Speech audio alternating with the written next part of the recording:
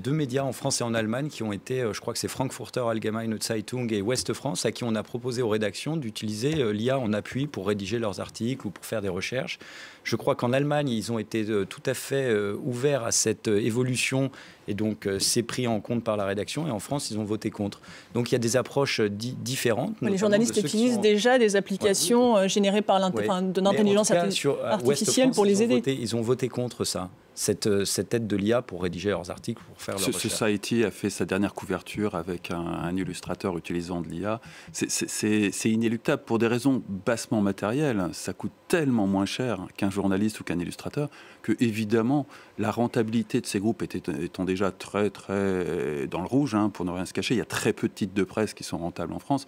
Évidemment que c'est un... Ça permet des gains de productivité, mais ça aussi, ça peut permettre de libérer certaines tâches répétitives, comme de retranscrire des interviews. Non. Là, il faut faire gaffe à ne pas calquer sur la révolution industrielle et le pauvre ouvrier qui se tue à la tâche. Il ne s'agit pas de tâches répétitives, il s'agit de tâches créatives.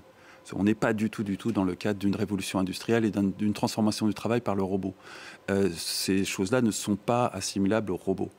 On est vraiment dans un remplacement, de la même façon que finalement on est passé d'une économie paysanne à une économie industrielle avec l'arrivée de l'électricité et de la machine.